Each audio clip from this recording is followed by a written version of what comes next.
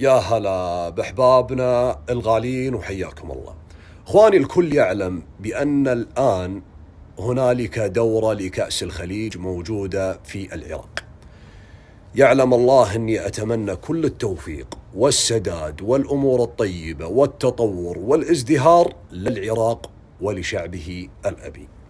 ولكن يا أستاذي الكريم، أنت يجب أن تعلم أن السياسة شيء والأمور الرياضية شيء آخر. فأنت لما تجمع السياسة بالرياضة هذا شيء مؤسف جدا.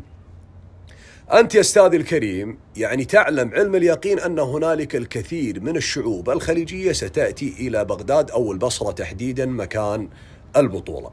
فأنت لما تظهر وتضع لافتات إعلانية لشخصيات أنت تعلم أنهم ضد الخليج، فهذا شيء بعيد كل البعد عن المحبة وعن التقدير. يا أستاذي الكريم، لما تحط أنت مثل هذه الإعلانات وتملي شوارع البصرة بهذه الصور، شنو تبي الشعوب العربية تقول عنك؟ والأدهى والأمر من هذا الأمر أن هنالك شخصية إيرانية قيادية في الجيش الثوري الإيراني واضعين صورتها في الشوارع العراقية. احنا ما ندري احنا جايين العراق ولا جايين إيران. لذلك الأمور هذه لا تسمن ولا تقني من جوع. شنو تبي الشعوب الخليجية تقول عنك يا أستاذي الكريم؟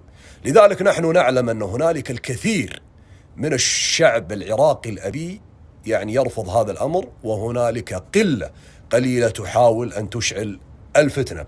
لذلك نتمنى أن يتم تدارك هذا الأمر وإزالة هذه الصور التي ليس لها من المعنى شيء، والهدف منها إشعال الفتنة النائمة. وكل التوفيق للعراق وللشعب العراقي في هذه البطولة.